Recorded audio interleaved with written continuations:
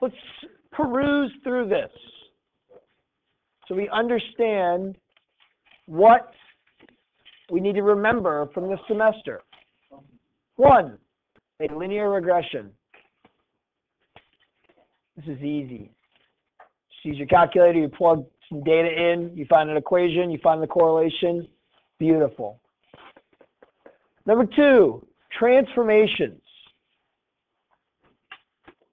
With a little bit of review, you're going to remember all there is about transformations, and you're not going to worry about these problems. There's going to be a lot of transformation problems as well. Number 3, absolute values. This is unit 3. We will remember how to graph absolute value equations. They're very similar to x squared equations, quadratic equations. We'll understand the characteristics of them. And more importantly, we'll use our calculator to solve absolute value equations. I don't want us to worry about solving these by hand as much as I want you to worry about solving quadratic equations by hand. Now, what is tough, calculator, is when we get to these inequalities. And we'll go over these inequalities and how we can answer these. Okay? Then we move into solving systems. There are different techniques to solving systems. You actually did a very good job as a class solving systems. Unit 4 was solving systems. We got calculator to solve systems.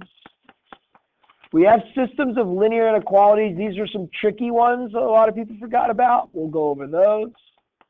And then 5 and 6 were graphing quadratics and solving quadratics.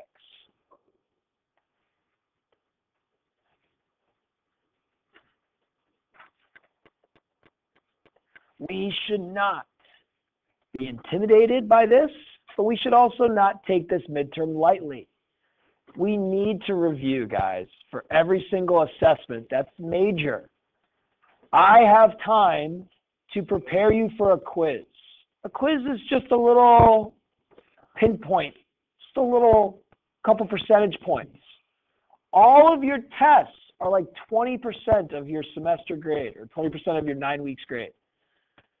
Your midterm is 10% of your semester grade. It ends up being, if you did the math, about the same as a unit test. It's not going to move the needle much, but if you get a 0 on it, all of a sudden, like, you could drop a solid 10 points, okay? So you don't want to do that. But if you're like 60s, 70s, 80s, you're not going to move your grade much. If you have a 68 and you get 100, yeah, you'll come up to passing, okay? But like if you have a 68 and you get a 70, it's probably not going to bring you up to passing, okay? So understand that it's really going to hurt you on the bottom end because of the difference between your like current grade and your semester grade is larger if you bomb it. Yes? When was the test grades, like the ones that we just took in? Tomorrow. I'll grade them after school. All right. Linear regression and a quadratic regression. So let's first do this first problem, linear regression. Using your calculator, let's remember, how do you enter in this data into your calculator? Stat plot. Stat edit is correct. Stat edit. So everybody either write down, well actually, yes, write down stat edit. And then go ahead and go into stat edit.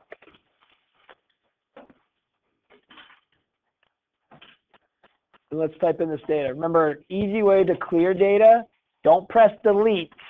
Delete will get rid of L1 or L2. You don't want to delete L1 or L2. That'll mess things up. But you can clear. L1 clear, L2 clear. Okay? Then we can go 0, 2, 3, 5, 7. And our goal here is just to see, does this data follow, or fall, not follow, fall on a line?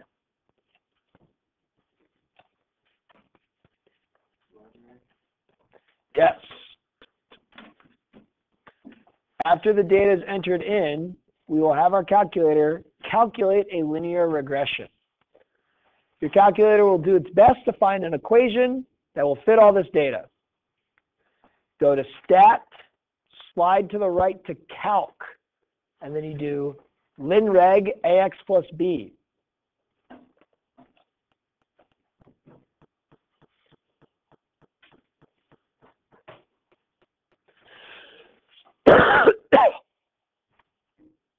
If your diagnostics are on, after you press calculate, you will get a, b, r squared, and r. Doesn't ask you for r, but you need to know that r is the correlation. I don't know how to spell correlation. 2 r's or 2 o's? Who knows? 2 r's? Correlation coefficient. That's r. If r is close to 1 or close to -1, the data is very, very much linear. We say it's either strongly positive linear, like a 1-to-1 ratio, or negative. Okay? So, make sure you understand R is the correlation coefficient. We look at A, X, and B, and that's our equation. Y equals A is 1.325X plus B is 12.293. Now, you probably should put in more decimals than that, as many decimals as you can, to estimate a position at 6 seconds. So if this is time, time must have been our X's, position must have been our Y's. Estimate the position at 6 seconds if X is 6. The question is, what is Y? We can go ahead and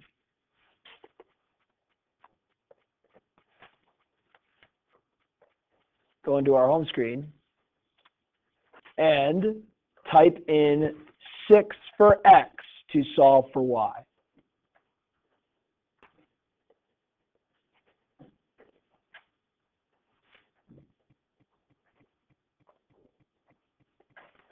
I get 20.243. That's an approximation because my equation was approximation. Okay, so that was kind of like the first new thing we learned. The other things we learned from Unit 1 was like solving equations, equations of lines, review.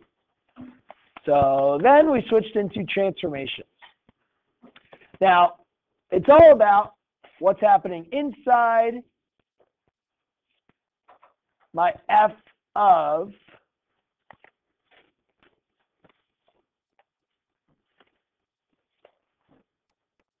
versus what is happening outside.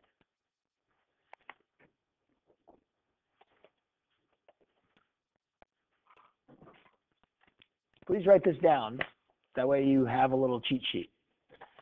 Now, Mr. Clark, you've already answered these questions, so you probably know the answers to this.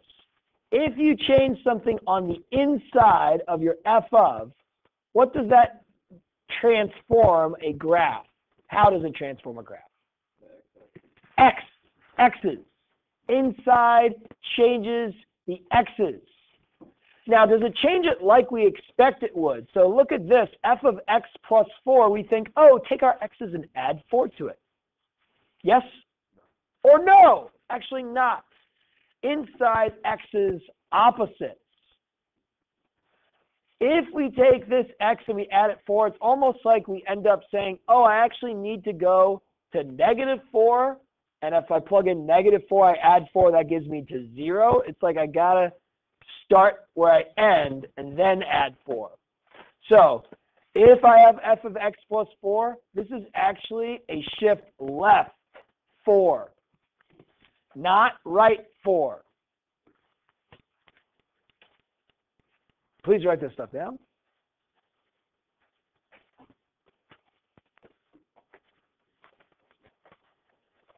If you are outside, obviously the outside must be the y's. But maybe is it the same thing?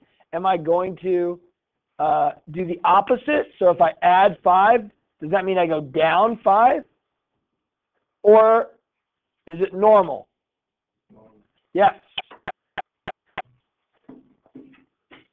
So this would be wrong. I actually would be shifting things up 5. Now, if I'm thinking about what I'm doing with my x's, I'd take my x's and I would subtract 4. If I thought about what I'm doing with my y's, I'm taking my y's and I'm adding 5. If you're multiplying here, this would be a stretch by 3. I would take my y's and I'd multiply by 3. Why am I taking my y's? This is outside of f of x. Mr. Charles, put that down, and please. No, you're not. If I have something going on inside of parentheses, well, then this would be a horizontal stretch or shrink. Here, this is a 1/4. You would think it would be a shrink. It's a stretch. It would be a stretch by a factor of 4. I would take my x's and I wouldn't divide by 4 or multiply by 1/4. I would multiply them by 4. Please write this stuff down. Okay, everybody do the rest. Please do C, F, G, H, and I. If I call on people randomly.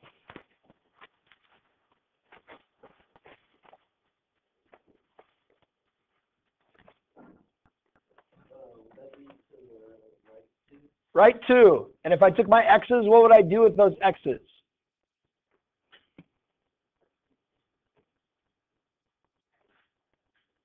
If I'm going to the right 2, I would add 2 to my x's. Excellent. Miss Arbogast, 1/2 times f of x. It's a shrink, a vertical shrink by 1/2. What does that mean? Am I going to change my x's or my y's? And what I'm going to do with those x's or the y's? Yes.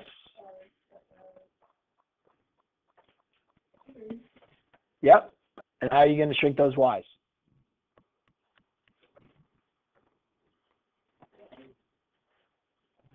Multiply by 1/2.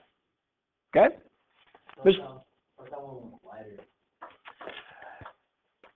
So yes, it would. It would be wider. But you're taking your y's and you're shrinking them. Your y's are coming down, so if you're thinking about a parabola, it ends up being wider. All right, Mr. Charles, G, I got negative f of x. What happens?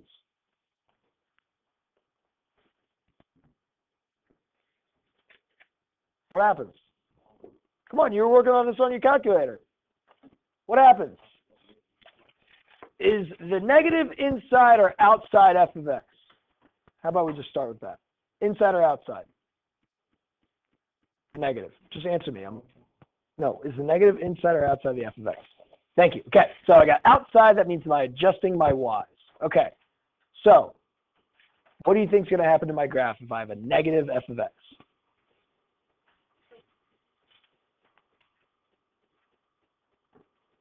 What do you think? Not sure? Fortunate. You're going to flip your y's. You're going to flip vertically. You're going to take your y's, you're going to multiply them by negative 1. Mr. Geese, what about f of negative x? What do you think happens there?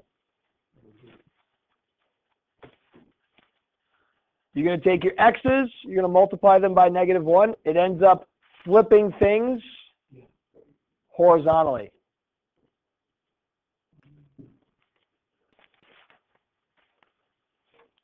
F of 3x. 3x is inside, right, Ms. Reyes? What is that going to adjust, and how is it going to adjust? The last one. Stretch. It's a shrink. Inside, x's opposite. This will be a shrink, a horizontal shrink. It'll be a horizontal shrink by taking your x's and multiplying it by 1/3, or taking your x's and dividing it by 3 rather than multiplying by 3. This is very, very important. All of this stuff. Okay? That's transformations. Now, we'll have the rest of those answers up on the video. I'm going to continue this video after you guys leave. Let's move on. Absolute values. Y equals absolute value x. What did it look like? Do you remember, Mr. Rasmussen? A good old V. It's a V. It's y equals x when x is greater than 0. It's y equals negative x when x is less than 0. Looks like a nice V. The vertex is at 0, 0. Just like y equals x squared, the domain is everything, and the range, or y's, in this case, bigger than 0, could be equal to 0. We could do transformations. Going to the left 2 units and down 3 units. That means inside my function, I need to go left. I'm going to add 2. Inside is the x's. If I go left 2, I got to do the opposite of what I think. I'm going to add 2. If I go down 3, well, take my y, subtract 3. That is normal. This would be the transformation. This would move the graph of y equals absolute x to negative 2, negative 3. Vertex is out at negative 2, negative 3. Domain is still all reals. It'll always be all reals, but now the y's are greater than or equal to negative 3.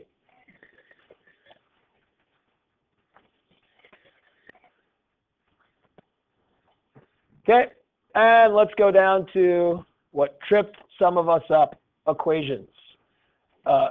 Y's bigger than or equal to negative 3 was the range. If we are able to graph, we can visually see that. We're going to use our calculator, guys.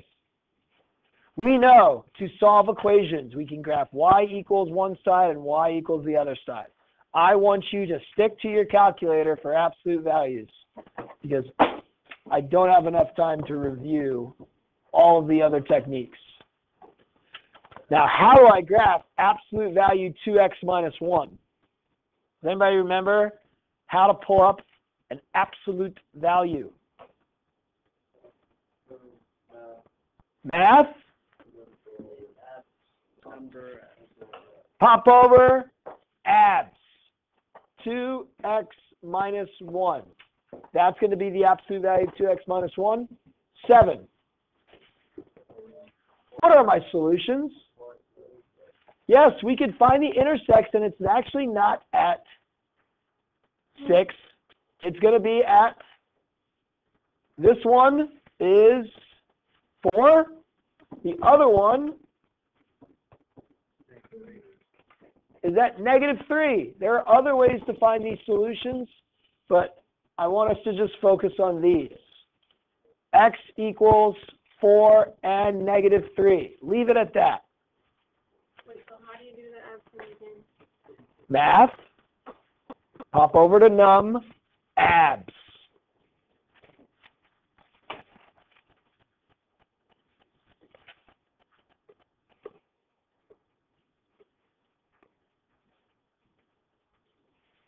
Okay. Let's look at 13. Now, here's a problem. If I graph negative 2, math, right, abs, 2x plus 5, and y equals 34,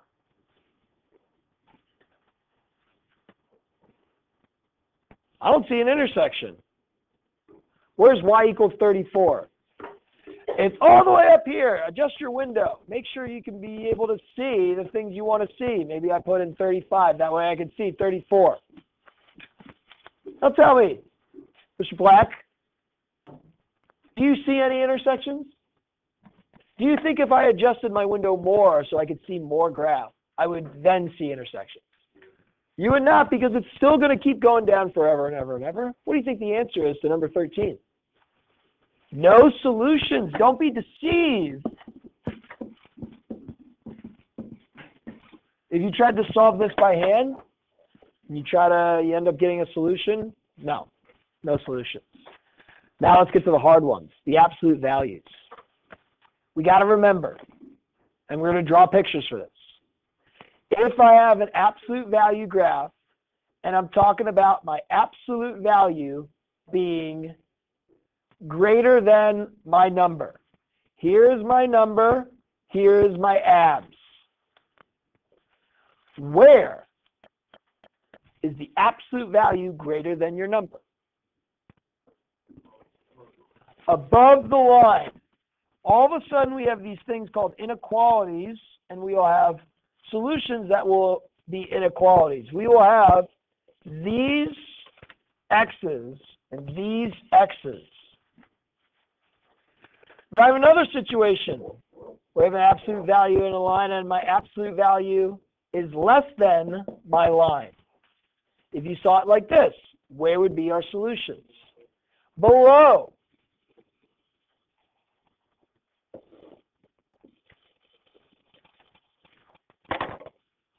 We will keep this in mind.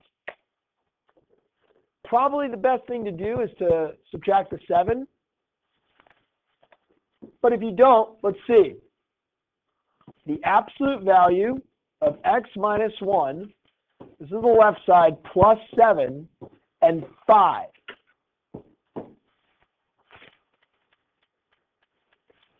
When is the absolute value, this part, bigger than 5?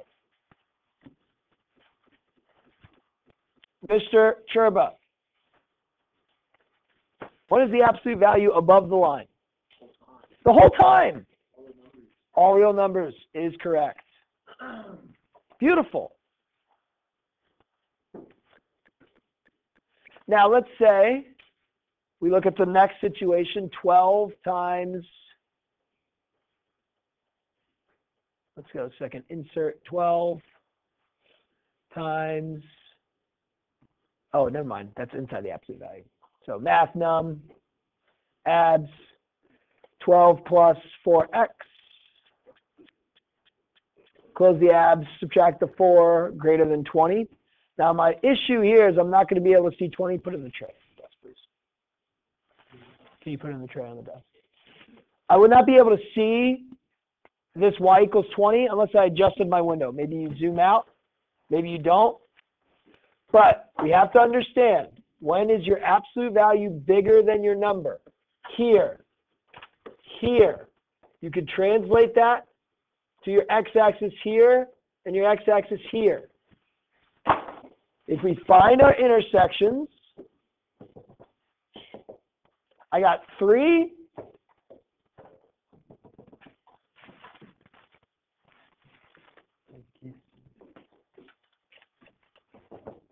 and I got -9. Please write down your answers. If those intersections are at 3 and -9, what would be your solution to this inequality?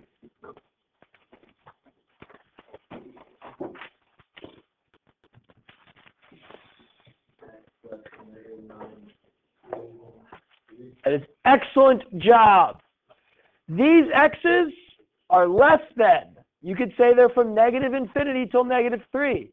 These x's are greater than. You could say they're from 9 to infinity. Or you could say x is less than -9. X is less than -3. But could they include -3? Yeah. And x is bigger than 9. Remember this stuff? Good. You remember this stuff, Mr. Clark? Yeah? I hope so.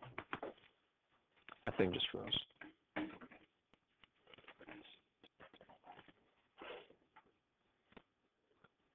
Midterms next class. Moving on, solving systems. There are 3 major ways that you need to solve. You got to use substitution, elimination, You can use a matrix, and you can also graph. Okay? Elimination. Multiply one of your equations by a number so that either your x's or your y's end up being opposites of each other.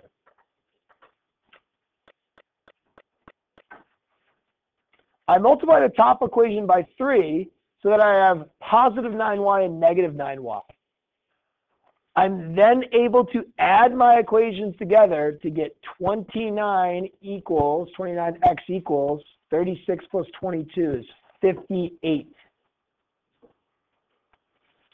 I can divide by 2. I get x is equal to 2. That's nice. Once you get what x is equal to, you can come back in and solve for y. Subtract 10, 9y equals 12. These are gross. Why can't we just get nice numbers? 12 divided by negative 9, that can simplify to be 4/3, negative 4/3. That's elimination. Substitution. First of all, I would not give it to you like this. I'd probably give you an equation x equals 4 minus y. And I'd say solve using substitution. If you know what x is equal to, you can take it and replace x with it. So all of a sudden, it's not 7 times x, it's 7 times 4 minus y. This is substitution.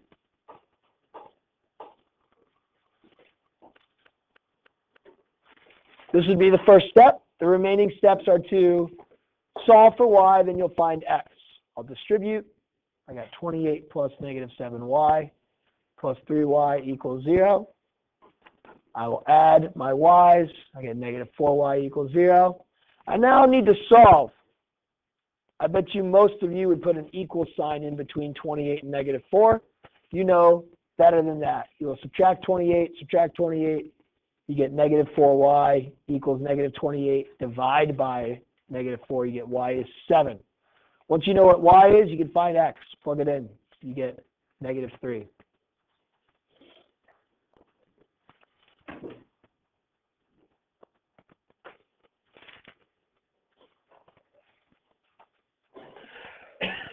For any x or y, you can solve using graphing. Please at the top put on graphing. Y equals x plus 1. Y equals negative 2x plus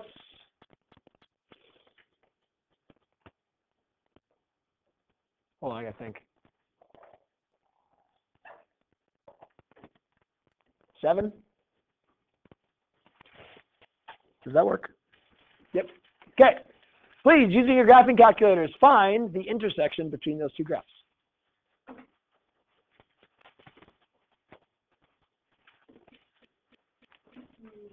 Did you get to this part yet?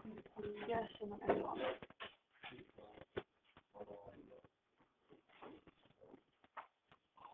So, like, what you were doing here, you're just forgetting about C's all over the place. Why did you forget about a C here when you didn't forget about it in the other one?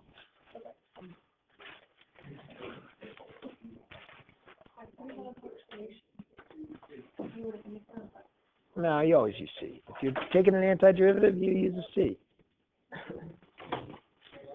You took an antiderivative, right? not on this one. Yes, you did. But I wasn't supposed to. Yeah, right. So move that over here. Right, and then when you plug it in, it comes out identified because it's over 0. No. That's the correct antiderivative. You don't turn that into that. Oh. And if you add a plus C, it's not undefined anymore. Graph the two equations, find their intersection. Please.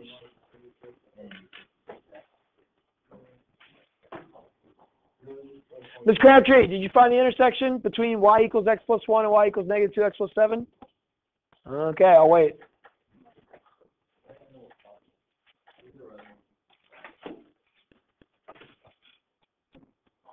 I don't think you plugged in the right one. No, that's right. Oh, your just Windows all messed up. Go to Zoom Standard for me. Go to 6. That'll look better. What is it? 2 and 3. That is your solution. Does everybody know how to graph to solve? Mr. Quinn, do you know how to graph and solve? So what do? Okay, what part of your calculator? And then what do? Yeah, and then what do? Okay, then what do? Perfect. Second calc intersect. Okay. Now, 3 variable systems. Gosh, we don't want to solve these by hand. Please don't solve them by hand. But know that you can put them in a matrix by using their coefficients. Now, if you don't have a y or a variable, you will make sure there's a 0 to replace it. Do you remember how to type this into your calculator and solve it? Oh my goodness, throwback here. Second math? That's not it. Math enter turns fractions into decimals or decimals into fractions. What does this look like? What is this called? What is this called? A matrix. Where do you see matrix? Here. Everybody go to matrix. Now, if you're lucky, you're already in a 3 by 4. If you're not, you need to be in a 3 by 4. You go over to edit. 3 by 4. You type in all of your stuff. 4. 1. -2. 21. I make sure I don't mistake not having a y for putting a 1 there. We put a 0 there. Got -5. Got 10. Got 2. -4. 3. 1. What do I do with this, Mr. Rasmussen? Quit is correct, actually. We quit. What do I do now? Go into matrix again. You go to math and you go to ref. Ref. And what do you want to ref? A. Ref A, guys. 5, 3, 11. You guys remember that? I do now. Could you do that with a 2 by 2 system like this? Yes, you can. What's up? You just probably typed in a number incorrectly. Oh, yeah, never mind. That's a 1. 5, 3, and 1, that's the answer. I thought that was right. Cool. No, that's a 1. Mr. Medicine, how did I get a ton of decimals when I typed the exact thing? No, you didn't. Okay? So, that's the solution. X is 5, Y is 3, Z is 1. Now, I will, on your test, I already switched this one to look like this. You will not have to graph, you'll just have to match the graphs. All you need to know is like how to graph an equation, and then either dotted or solid, and where do you shade? Dotted or solid? Dotted. Look somewhere like this. You know, let's not be exact here. Shaded above, below, to the left, or to the right? To the bottom, left side, above. Y's are greater than here, Y's are less than here. Please draw that on your graph so that you remember to shade above. Less than or equal to, dotted or solid? Solid. Y is less than, shade above, shade below, shade left, shade right. Shade below. You find that where you're shaded in both, that is where your solution set is. Okay, we'll go over those.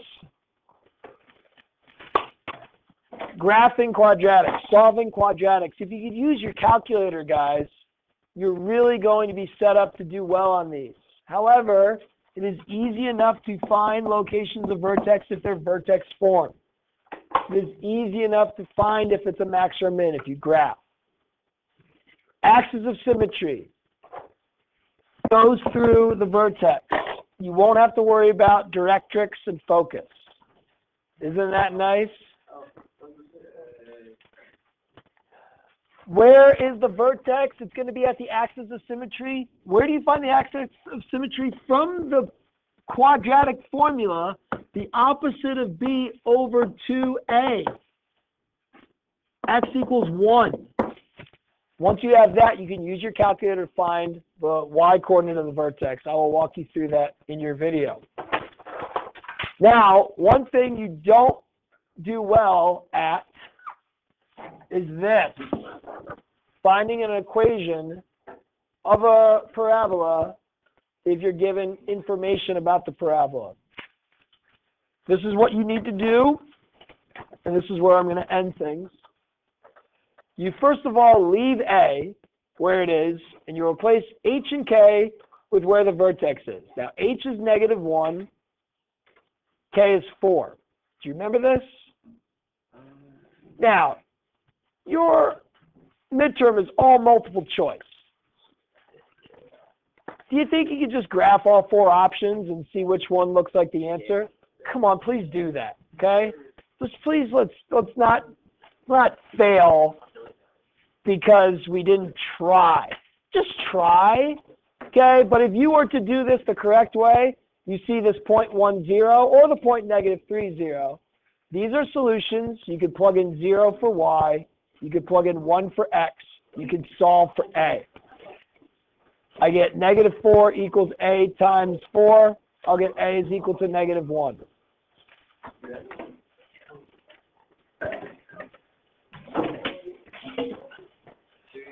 I will. All right. We're going to go back to the beginning. We're going to finish off the rest of this video. So, here we go. 4. 0.4 -1 is located on the function. What would be the corresponding point after the transformation? I see x minus 6. I know that that's inside. I'm thinking opposite. Inside. X is opposite. Inside x is opposite. I'm going to take this x, add 6 to it. I get it to 10. Inside x is opposite. Take my x's. I'm going to subtract 3.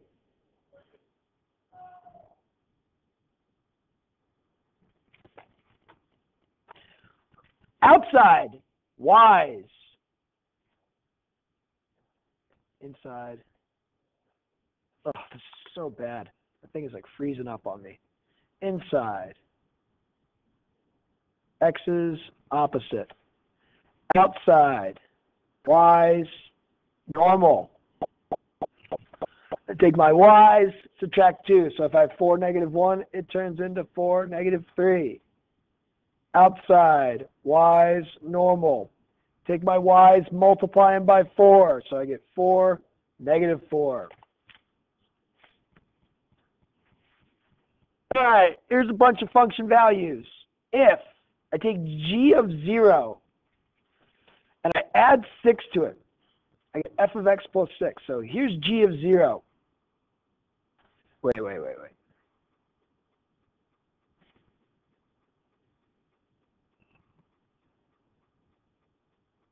Okay, that's fine. G of 0 equals f of 0 plus 6. F of 0 is -1. -1 plus 6 is -5. That would be the way that I do this one, rather than trying to do a transformation. God, this is going to be really frustrating. It's more of just figuring it out. What's the value of g of 2? G of 2 is 5 f of x. So watch. G of 2 equals 5 times f of 2.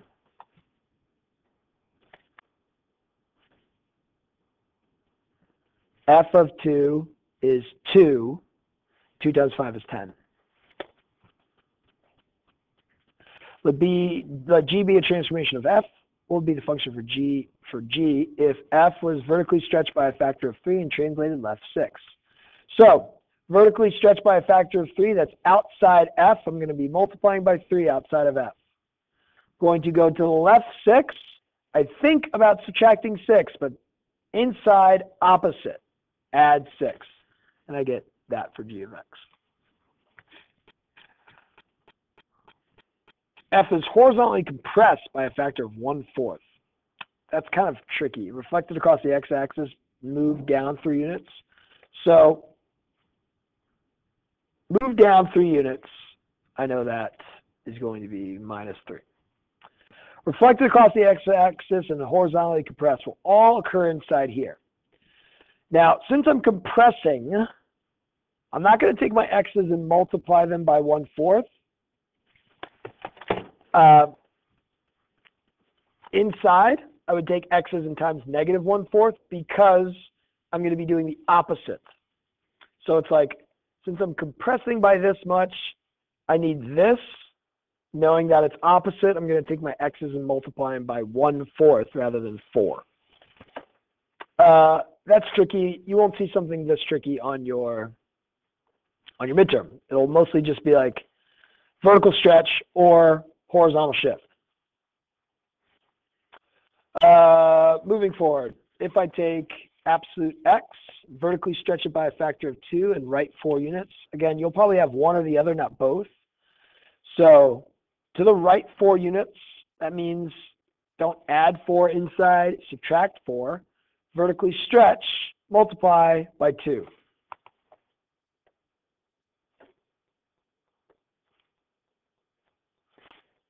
Now, graph it. That means I'm going over 1, 2, 3, 4. And I'm vertically stretching, so I'm not going up 1 over 1. I'm going up 2. So it's going to be a little tighter.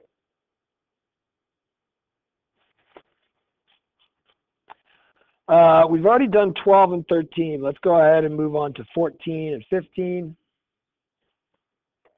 We're just going to use our calculators to solve these. Please use your calculator to solve these.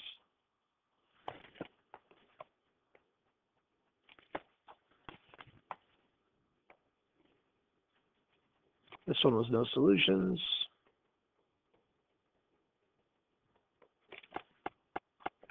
I'll come back to these.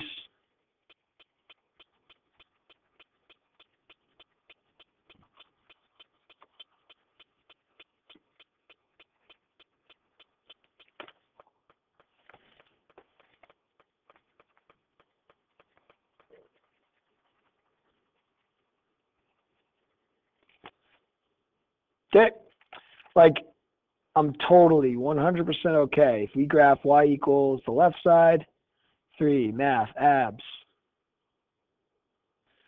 2x plus 5 minus 7, set that equal to 8.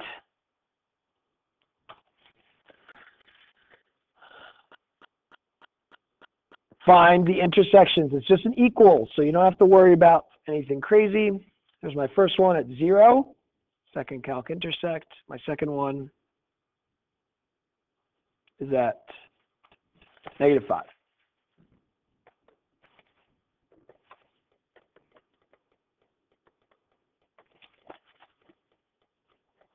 Okay, back to these absolute values with inequalities. Again, let's do this one again. Absolute x minus 1 plus 7 greater than 5. Everywhere, all real numbers, the absolute value is always bigger than or higher than, in terms of the y's, 5. When we did the 12x minus 4, or 12 plus 4x, I don't know what I'm saying, minus 4 equal to 20.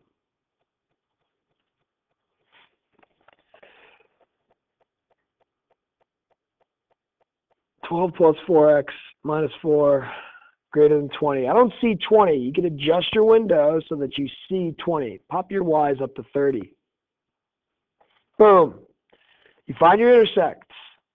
You got one at 3. The other one's at -9. But when is your absolute value bigger than the number? Here, here, which corresponds to here and here. These are all my x's that are less than -9 and all my x's that are greater than 3. You can write it like this, or you need to be prepared for this, -infinity to -9 and 3 to infinity. Remember, this is where negative infinity is, this is where infinity is. Okay? Either way works. For the next guy.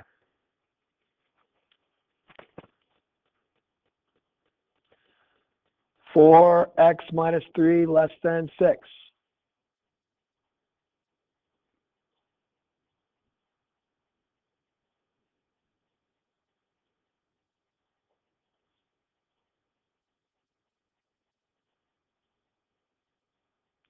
Oh, I want to just put 6 in. Didn't want to delete. 4x minus 3.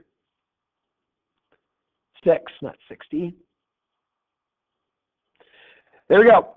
Second calc, intersect. Enter, enter, enter. -0.75. Second calc intersect. Pop over here. Enter, enter, enter. 2.25. What is your absolute value less than or equal to? That includes this. Oh my goodness, I forgot. Since it's greater than or equal to, we need to include these numbers as well. So I needed to include these numbers. Can't believe I forgot that.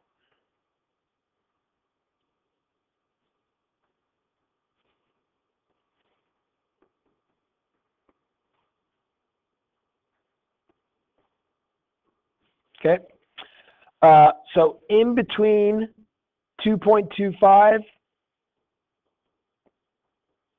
and what was my other number?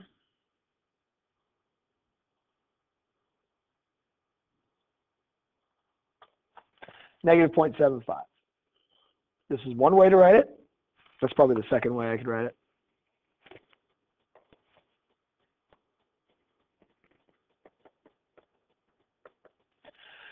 First way I could write it is my x's between but including -0.75 and 2.25.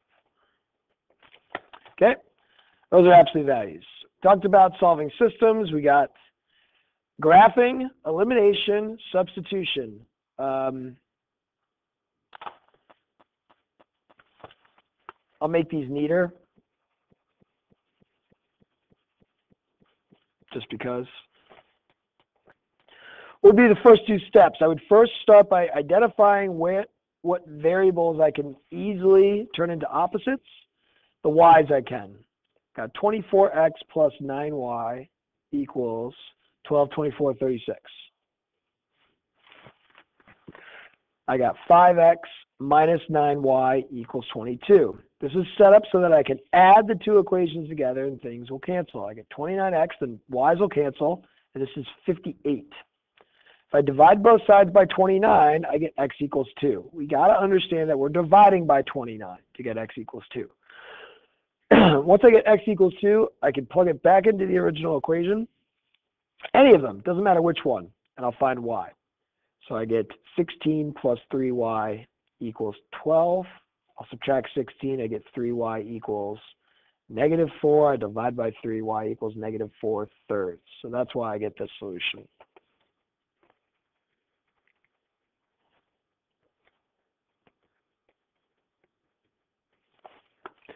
Okay, in terms of substitution, I'm telling you right now, it will be set up for you to substitute easily.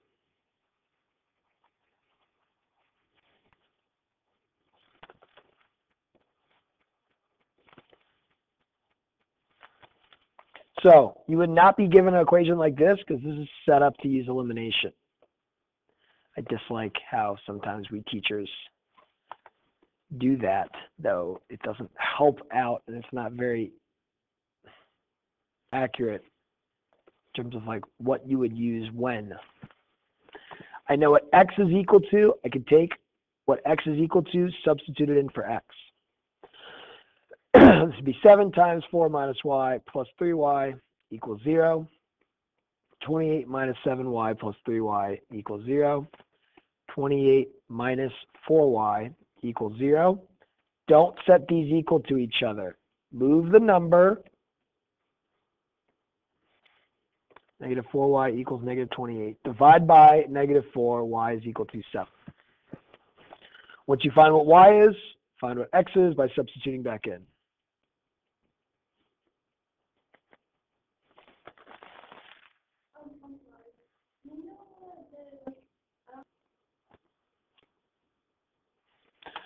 Okay, for these matrices, just make sure you got x's, y's, and z's. So this one, I would make sure I subtract the z. So I got 3x plus 3y minus a z.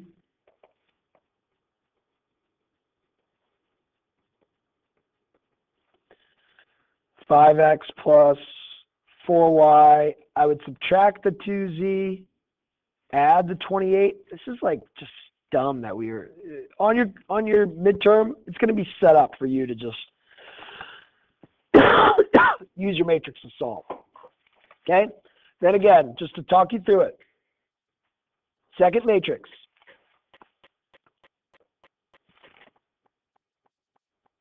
Edit.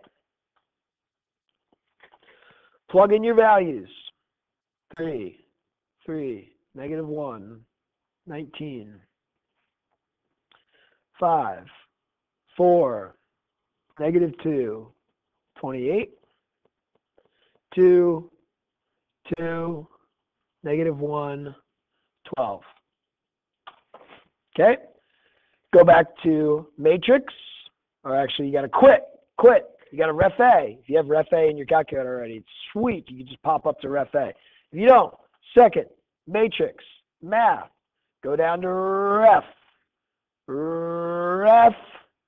go back to math, go back to matrix, A, so that you ref A. You'll get the reduced row echelon form, which shows you x is 4, y is 3, z is 2. I'm not going to bother doing the last one, just because, as long as we know that it'll be 4, negative 4, 2, negative 14. Oh my gosh, 4, negative 4. 4, 4, 0, 14. 0x's, negative 3y's, 1z, negative 10.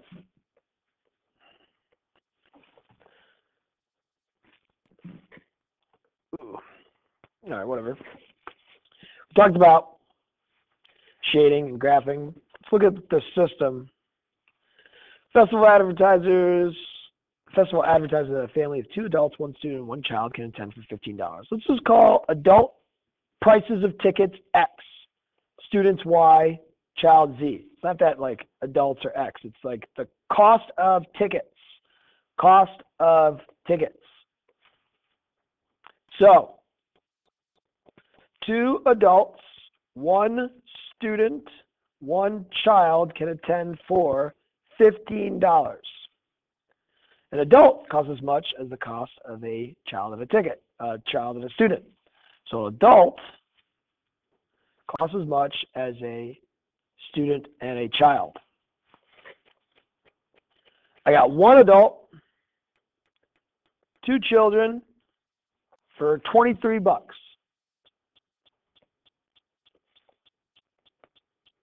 It's a perfect setup. I got 2x plus y plus z equals 15. Let's move everything onto one side. X minus y minus z equals 0. X plus 2y plus 0z equals 23. You are now able to plug these into your calculator and find the solutions. Let's go ahead and do that quickly. Second, matrix, edit, 3, 4. I got 2, 1, 1, 15. 1, -1, -1, 0, 1, 2, 0, 23.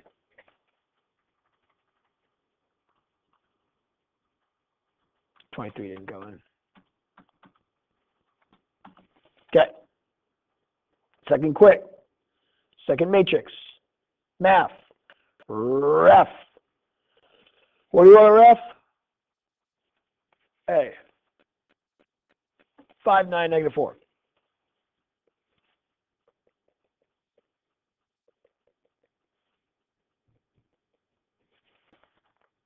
Sweet. All right.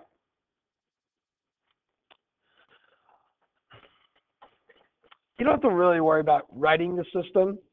As long as you understand, like for this dotted blue line, you know it's going to be a y is greater than. Right? Because it's dotted, shaded above. For the pink line, you know it's a y is less than or equal to. You shade below, solid line. Okay? Now, understanding if we're shading above the blue and below the pink, where are my possible solutions? Right here, where we're double shaded. -3, -4 is a great solution to the system. 1, -2, not a solution because it's on the dotted line, which means it's not being included. 5, 1, not a solution. 6, 2, also not a solution. Okay? It's only when we're double shaded. Moving on to graphing and solving quadratics. Man, you could just graph and just see, and it's just going to confirm things. I'm going to have a vertex at -4, 1. We talk about transformations, right? This is transforming y equals x squared. What is happening is that inside the square, I am adding 4, which means I'm going to shift left 4. I'm adding 1 outside, which means I'm going up 1. And then I put a negative. It's going to flip things vertically. Watch.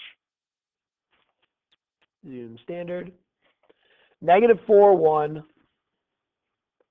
It's pretty much what it asks you to do. Transformations. I went to the left 4. I went up 1, and I flipped. You can figure this out just by graphing. I flipped vertically.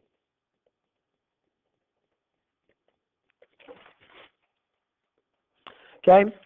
Same thing can be done here, but I can do this all by just looking at this equation.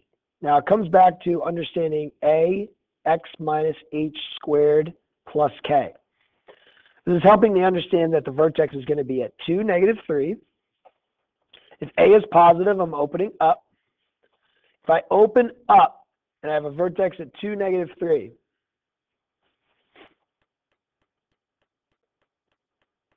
and I have 1/3, I know I'm wider, opening up, I have a min value. My min value is at y equals -3.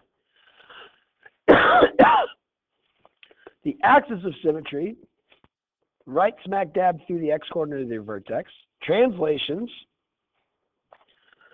well, I went to the right 2, and I went down 3, and then I stretched horizontally.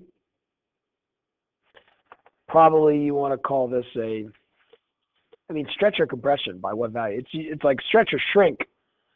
It's like, it's fine, yeah. It's a stretch horizontally by a factor of 1/3. This is tough. This is when it gets confusing. Like, this is outside, so you're thinking, oh, take your y's and multiply it by 1/3. You are. You're vertically kind of compressing things, but horizontally stretched. It's not that big of a deal. Domain, just like for absolute values, are all reals, but the y's in my range are all my values that are bigger than -3. This is my least value.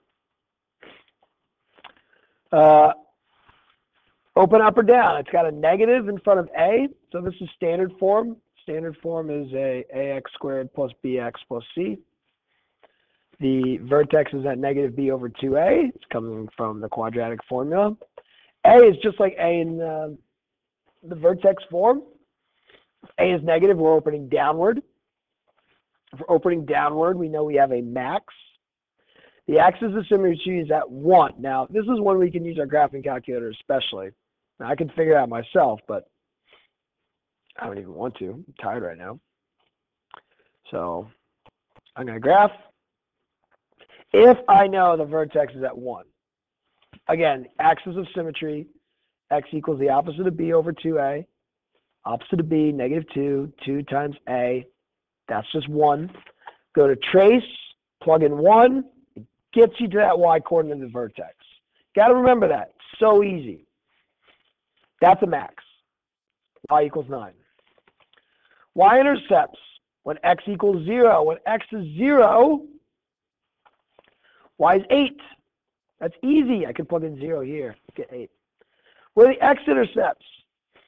Well, that's kind of getting into next unit. You can graph y equals 0. You'd second calc intersect.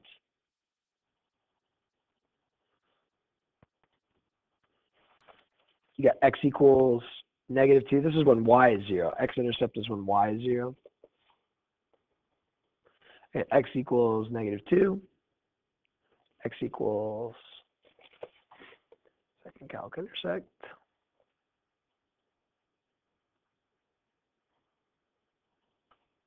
Four. Okay, like, I don't care. Whatever. Don't worry about graphing it. You know, it's like, you can see it, you graphed it. Domain's all reals. Range is all my y's. In this case, less than, because I have a maximum value, none. You're given a formula. Initial height, initial velocity. You got height equals negative 16t squared plus 32t plus 8. What's the maximum height of the ball? Let's just look at this. Now, you might not be able to see everything, but zoom out or just adjust your window. Adjusting windows are pretty important. Window, let's move it up. Maybe up to 40. Yep, see everything. Find the max. Remember how to find a max? Maybe we just use this instead of worrying about negative b over 2a. I mean, you could. It's at 1. How do you find 1 using negative b over 2a? Negative 32 over 2 times 16. That's going to be negative 32 over 32. Sorry, that's going to be positive. 2 times negative 16. So that ends up being positive 1. So at t equals 1, I get a max height of 24. I could go trace 1 just to confirm things. I get 24. When will the ball hit the ground? When is it going to hit the ground? Second calc. I already have y equals 0. Make sure you have y equals 0 graphed. That way you can find this intersection. Enter, enter, enter. 2.224. Great.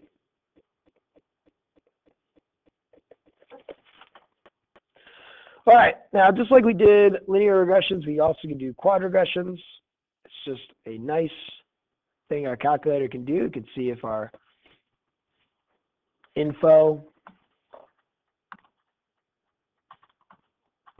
can be plotted onto a x squared graph. 30, 35, 40, 26900.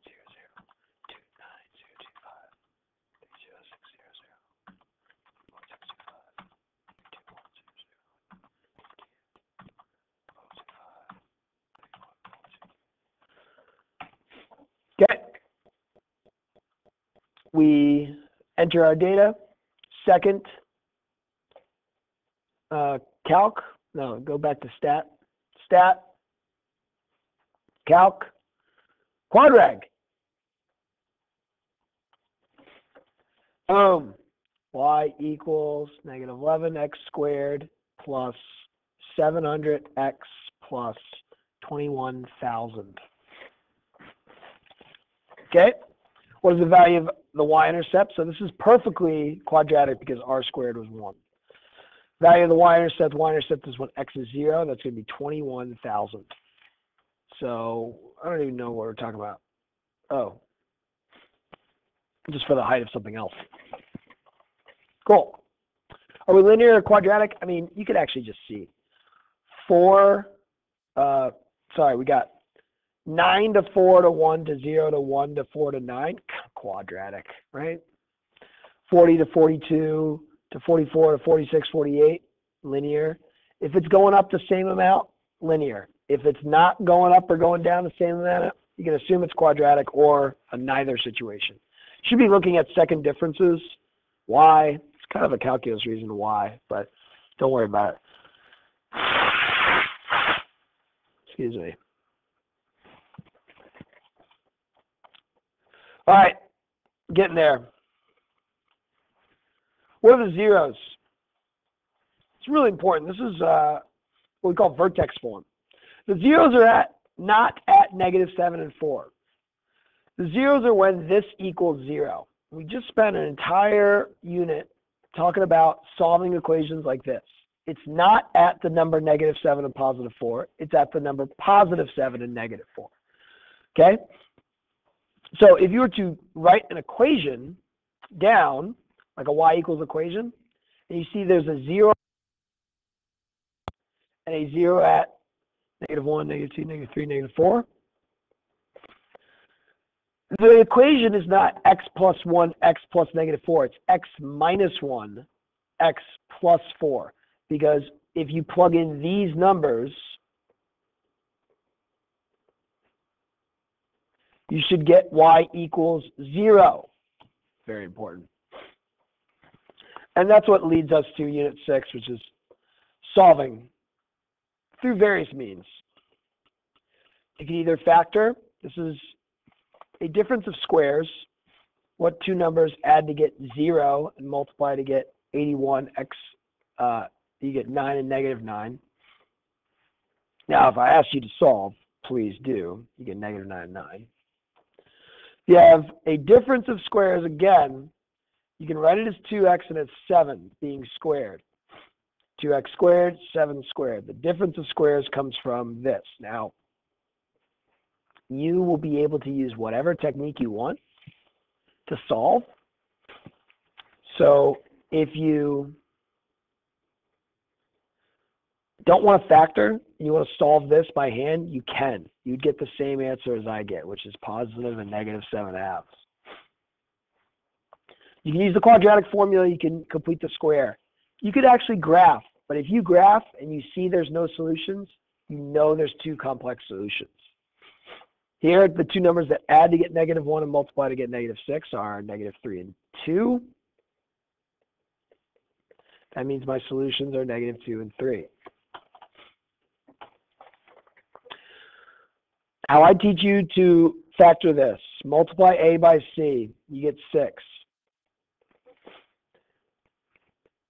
Find two numbers that multiply to get 6 and add to get 5, 3 and 2. You're going to take this 5x and you're going to rewrite it as 3x and 2x. You will then factor by grouping. You'll factor out a greatest common factor. I can factor out a 3x, I get x plus 1. I can factor out a 2, I get x plus 1. Gives me x plus 1 times 3x plus 2. If I were to set this equal to 0 and solve, I'd get x equals -1 and -2/3. Solving the other one equal to 0.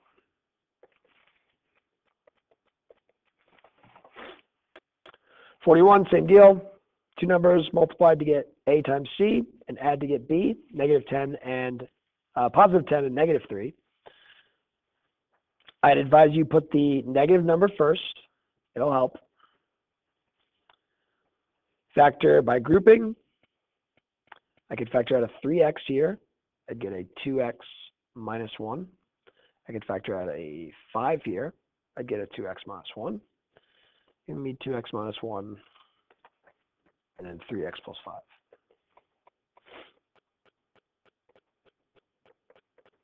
Set this equal to 0. Solve both of these equations, set equal to 0. I get x equals 1/2 and 5/3. You could set those equations equal to 0 and solve.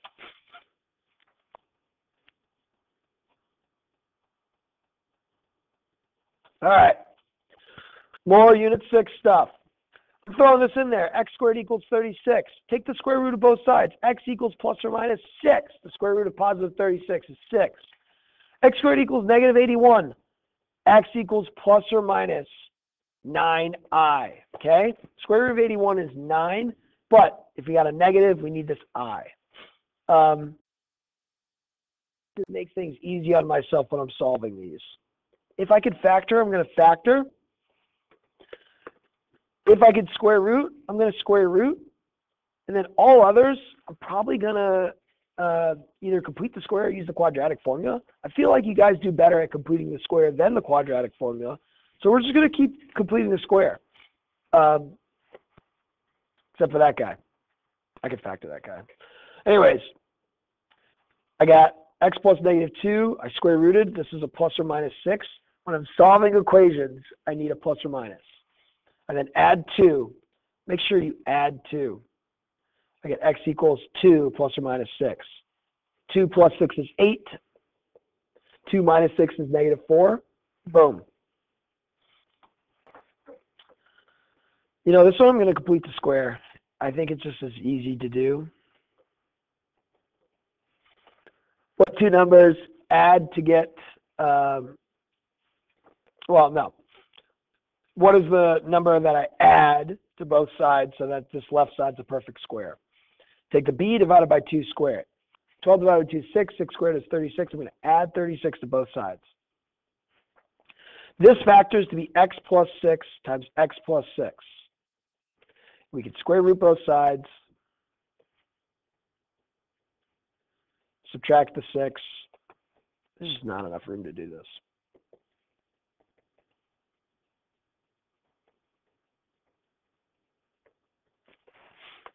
You can simplify the root 30. Actually, you can't. There's no perfect square that goes with a 30. So we're done.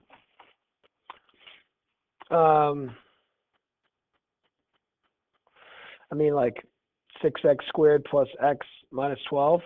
Use your calculator. Let's say that. Use your calculator. Hope that there are solutions. I believe there are solutions for this one. Because if you don't see solutions, you need to find those imaginary solutions.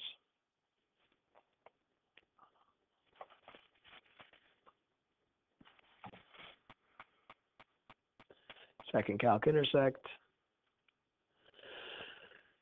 1.333, 4/3. Second calc intersect.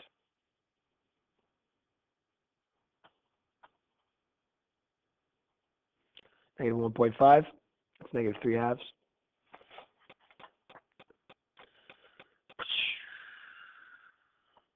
All right, let's keep going. It's a difference of squares. You could also use your calculator for this one. These are a little bit above your pay grade, to be honest. The ones that we just did on our retake, those were not above your pay grade. Those were within your pay grade. I need to go grade those tests, actually. So I'm going to finish up kind of soon and just have you look at the key.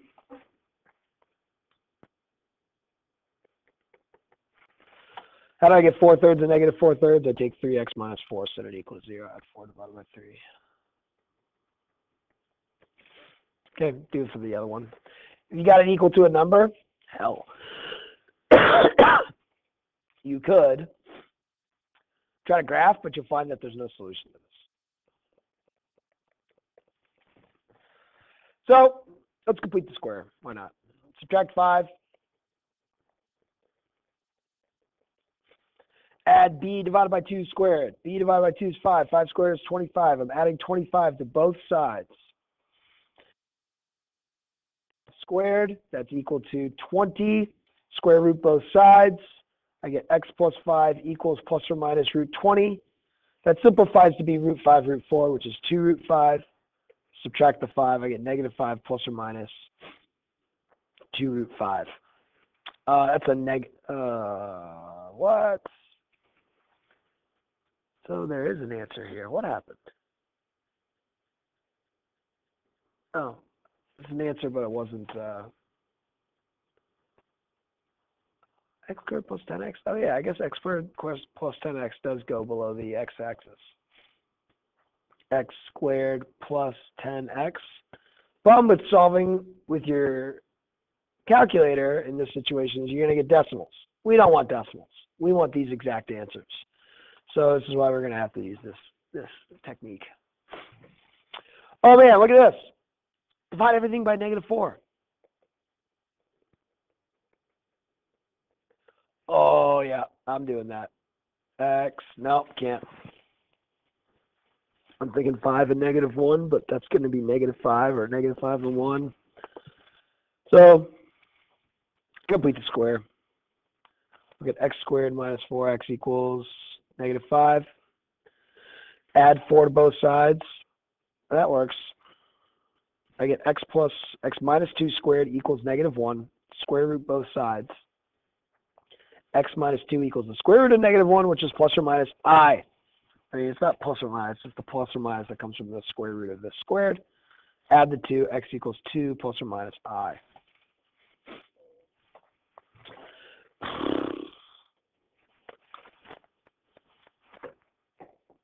just don't know why they keep doing this to me. Why don't we have easier ones like this? Like, look, square root, easy. Square root, easy. X minus 2 equals plus or minus. Square root of 36, 6. Don't forget the I because it's a negative. Add 2. Whatever, skip this. Maybe use the quadratic formula. Here, this is not bad. I don't know why it's not equal to 0. Bad problem. You can factor out a 3x. You could also solve this using your calculator, getting 0 and 9.